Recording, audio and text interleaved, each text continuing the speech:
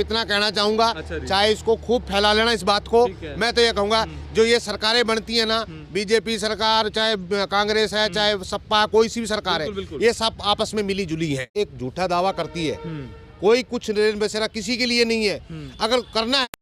जय हिंद जय भारत। मैं चिराग शर्मा। इस समय की बड़ी महत्वपूर्ण सूचना अगर बात करें, जो चोला ले लेते अगर बात करूँ, सन्यासी जिन्हें कहा जाता है, संसार की मोह माया से कोसों दूर, सब कुछ त्याग कर सिर्फ प्रभु भक्ति में लीन, और जो आम व्यक्ति अगर बात करूँ, चाहे वो खुद मैं ही क्यों ना हूँ, हर चीज़ के पीछे भागते हैं। गाड़ी चाहिए, पैसा चाहिए, बंगला चाहिए, ये चाहिए, वो चाहिए, दर्जनों चीज़ें। डिमांड कभी ख़त्म नहीं हुई, ना ही कभी पेट भरता है। सो फिलहाल एक बाबा जी मौजूद है, एक बार इनसे जान लेता हूँ कि कितना समय हो चुका है और कैसी ज़िंदगी में परिवर्तन आया। अगर उस ज़िंदगी की बात करूँ संन्यास लेने से पहले और संन्यास के बाद में, क्या फ़र्क आता है। बाबा जी राम राम। बाबा जी कितना समय हो चुका है आपको संन्यास लिए हुए। 20-22 साल हो गए। 20-22 साल। हाँ। तो बाबा जी एक बात बताओ, हाँ। जब संन्यास लिया था 20-22 साल पहले, तब घर परिवार था आपका। सारी चीज थी। अच्छा जी। तो संन्यास क्यों लिया। ले लिया, कोई नहीं पुगर क्या मेरी पर पड़ी। अच्छा जी। हाँ। तो कोई शादीशुदी की थी या नहीं ऐसा। तो सब कुछ नहीं कराया। हाँ। अच्छा जी। हाँ। तो एक बात, तो सरकार जो दावा करती है रैन बसेरे बन रहे, वहाँ क्यों नहीं रहते। यो भी तो रहन बसेरा भक्ता ने कराया था। अच्छा। आज 20 साल तक छुट कर रखा है। हाँ जी राम राम जी। राम राम जी। सरकार दावे करती है हाँ जी। रेन बसेरे के लिए, हाँ जी। ठीक है, सरकार दावे कर रही है, ठीक है। मान रहे हैं, लेकिन सरकार ने जो हमारा काम है आपकी बात प्रशासन तक, और प्रशासन की आप तक पहुंचाना। हाँ, हाँ। अब 2 मिनट के लिए काट दीजिए बाबा जी, क्षमा चाहता हूँ। 2 मिनट में मीडिया वाले आगे, थोड़ा सा 2 मिनट काट दो। तो बाबा जी एक बात, पहले नाम बताइए अपना एक बार। मेरा नाम खैराती नाथ है। अच्छा जी। तो कितने साल हो चुके आपको चोला लिए हुए। मेरे को कम से कम भी 22 साल हो गए। 22 साल हो गए। तो बाबा जी एक बात बताइए, अगर बात करूं, जो सरकार दावे करती है कि रहन बसेरे बनते, बिल्डिंगें बनती है, आप खुद सन्यासी हैं, घूमते फिरते हैं, दर्जनों शहर इलाके आपने देखे होंगे। स्थान है, घूमता फिरता नहीं हूँ मैं, स्थान है मेरा। स्थान है। अलवर जिले के अंदर मेरा स्थान है, गांव मौजपुर के अंदर। अच्छा जी। नहीं, वैसे आप लोगों को समझाते हैं, ज्ञान देते हैं, घूमते फिरते भी हैं। तो क्या आपको लगता है कि जो सरकार दावे कर रही है रहन बसेरे की बढ़िया सुविधाएं, जितने भी खास तौर पर, चाहे मैं अगर बात करूं आपकी या किसी और गुरु की, बाबा की बात छोड़ भी देता हूं, आम जनों के लिए जो दर की ठोकरें खा रहे हैं, क्या रहन बसेरे हैं, वैसे आपका क्या मानना है।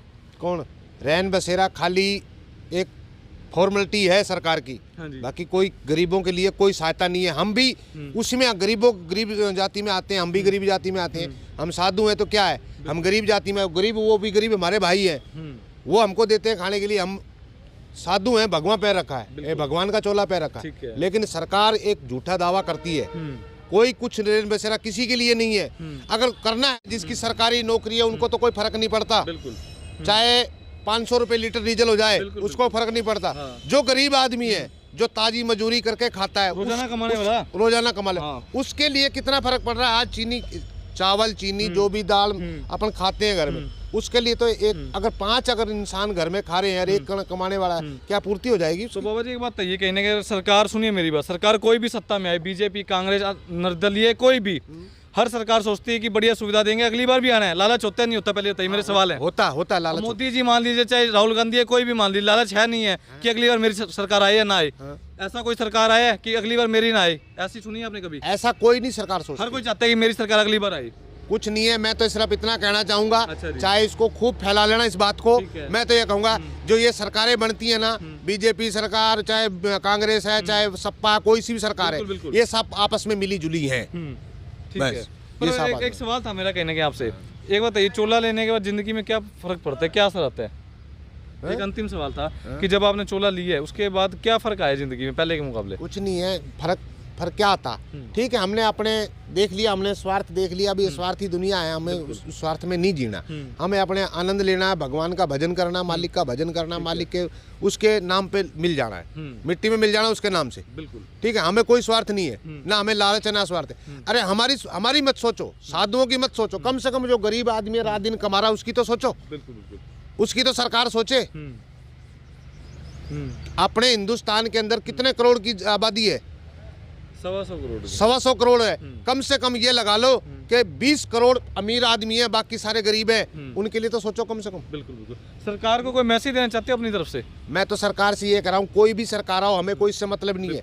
चाहे बीजेपी आए, कांग्रेस आए, सपा आए, तो कोई भी आए, सरकार सब अच्छी है, लेकिन कम से कम सरकार गरीबों के लिए तो सोचे। बिल्कुल बिल्कुल। तो फिलहाल कहीं ना कहीं ये पॉइंट नोट किया जाए, क्योंकि कई सरकारें आई सत्ता में, कई गई, सबके दावे थे गरीबी कहीं ना कहीं ख़त्म करेंगे। जनाब आज तक तो ऐसी कोई सरकार सामने नहीं निकल कर आई कि जिसने गरीबी ख़त्म की हो। सही कह रहा हूँ, गलत कह रहा हूँ? बिल्कुल, कोई आज तक कोई सरकार ने गरीबी खत्म करी नहीं। दावे करती है, पर दावे करती है, सिर्फ कागजों में फॉर्मेलिटी पूरी कर देती है। और जो पैसे वाला होगा, जो अमीर आदमी होगा, वो आनंद में ले रहा है, उसकी सहायता हो रही है, गरीब की क्यों नहीं सहायता हो रही? तो फिलहाल कहने के पॉइंट नोट करना चाहिए जो इस समय बाबा जी कहते हुए नजर आ रहे हैं। सो वीडियो को ज़्यादा से ज़्यादा शेयर करें और कमेंट में अपनी राय रखें कि आपका क्या मानना है। क्या जो दावे थे, चाहे वो प्रशासन के ले लीजिए या फिर सरकार के, कि गरीबों तक सुविधाएं पहुंचाई जाती है, गरीबी ख़त्म करेंगे और सबको एकजुट एक समान करेंगे, तो क्या लगता है आपको वो सुविधाएं, वो दावे, वो खोखले वादे, क्या वो वादों पर सरकार या प्रशासन उतरा? कमेंट में अपनी राय रखना ना भूले, वीडियो को शेयर करें। और आने वाले समय की अगर बात करूं, सो फिलहाल महंगाई किस ओर जाएगी, ये कमेंट में अपनी बात रखना ना भूलें कि क्या जो पेट्रोल डीजल के दाम हैं, घर के घरेलू सामान हैं, क्या उनके दाम रुकेंगे या बढ़ेंगे? कमेंट में अपनी राय रखना ना भूलें।